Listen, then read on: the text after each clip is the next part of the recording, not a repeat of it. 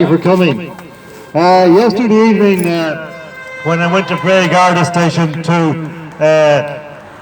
pick up Gemma from after her ordeal, I was in the main hall of the Garda Station, and I noticed that there were two documents in frames on the wall, and one of them was the Garda framework document, which outlines the values of An Garda Síochána, which are all about care and for the community and love and kindness and all of this sort of stuff.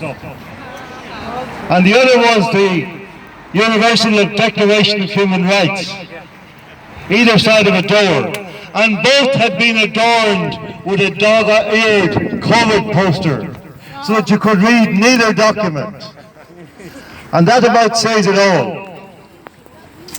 COVID, the word COVID, the very idea of COVID has been used to wipe out the rights and freedoms of the Irish people in a way that they appear to be unable to question, because it is for their own good, for the sake of their health, to stop them dying, to keep them healthy, to keep them safe. And it seems that in the interest of keeping the Irish people safe, it is okay to brutalise them in the way that Jim O'Doherty was brutalised yesterday by a man who shouldn't any longer be a Garda Síochána, because he doesn't wear his number anyway. He refuses to wear his number on his lapel. But his name will go down in infamy. Sergeant Waldron, remember that name. He is the face. He is the face of the thuggery that has descended upon the world in the guise of health care under COVID-19. Ladies and gentlemen, I want to tell you a fairy story. And this is kind of an appropriate place to tell you a fairy story, but I won't say why. This is, once upon a time, there was a truth factory that lay on the outskirts of a great city. And in that factory, the truth was created and dispersed to the population, to the people. It was sent out on a beautiful mask, like an Irish Eiffel Tower, out to the people. When I was a young journalist in Dublin, for many years I came to this truth factory, not to become famous, not to have arguments with other so-called famous people, but in order to create discussions that the people might hear them and be informed and allowed to think about the shape of their society. But something has happened to the truth factory. What happened was that the truth ceased to be profitable in terms of the business model that was being operated by the owners, the controllers of the truth factory. So that one day they realizes that not only were they not making any profits anymore from the truth, but they were experiencing deficits. This year, 30 million euros, it is projected, the truth factory in front of us, the former truth factory, it was going to lose. Now, at some point in the not too distant past, there was a meeting somewhere inside in that building in which this problem was discussed, and it was decided for certain that they needed to change the nature of their product, because the truth was no longer profitable. And they decided on a course of action, that they had a new customer, which was not the Irish people seeking truth. It was the government of Ireland seeking to peddle its lies. And so, my friends, very sadly, the truth factory became a lie factory. It became an industrial producer of lies, which turned on the Irish people and sought to terrorise them. For the last 6 months, this institution here and the people who work in it, and they're all to blame because nobody has spoken out.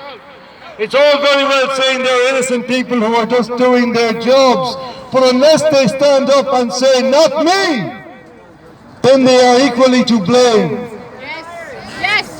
And nobody in this institution has stood up to say what we are telling you is lies. Traitor!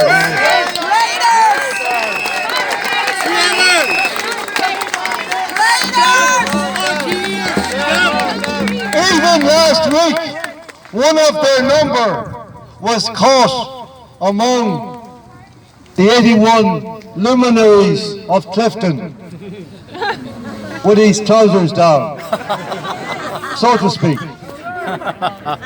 Push on. The trousers of his hazmat suit, I mean, of course.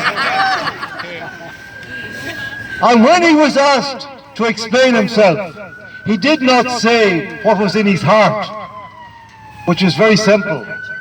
The reason I was there, the reason I played golf, the reason I ate my dinner, the reason I had fun with all those guys that I was with, was that I was not afraid, because there was nothing to fear, because I knew there was nothing to fear, because I knew that we had been telling lies for the previous 5 months.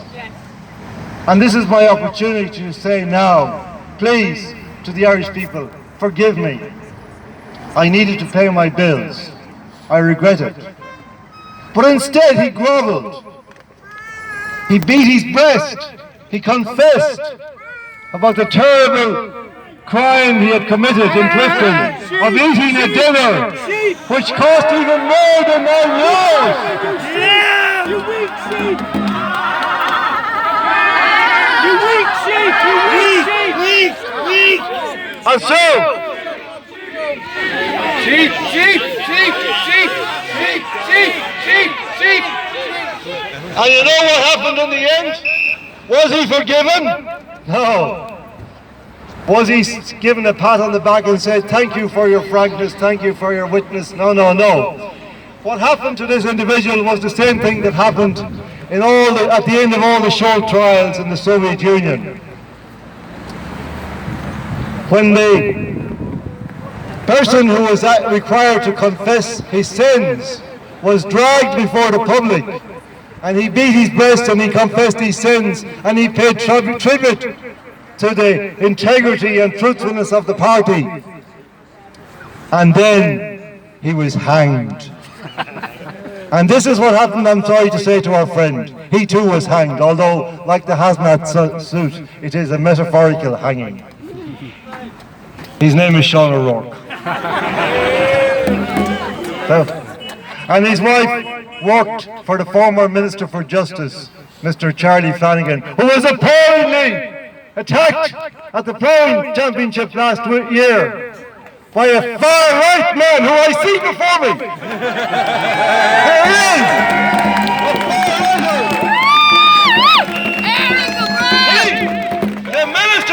The Minister for Justice was asked a hard question, which he had never before experienced in his life, in public life in Ireland, because his husband worked in RTE.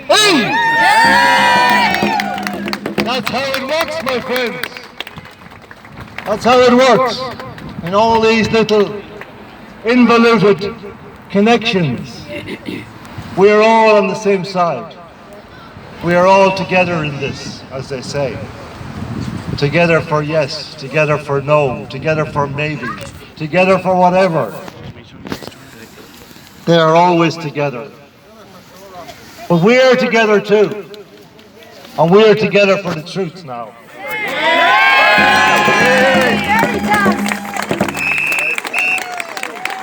And we come here to these gates today, although we are prohibited from entering. We come here as owners of this property.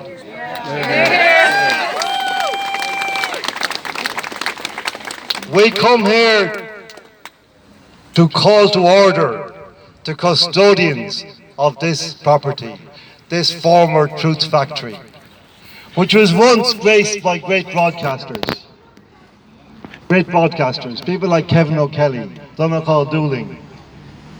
Lots and lots of people who gave great joy to the Irish people, but also gave the truth. Kevin O'Kelly went to jail for the truth 50 years ago. Like Jim O'Doherty yesterday, he was locked up for the truth. But he got back and he continued to work in RTE because at that time it was a truth factory. Whereas now, today, people like Jim O'Doherty and myself are not allowed to cross the threshold. But we do not come here beseeching admittance. We come here to call this organisation to order.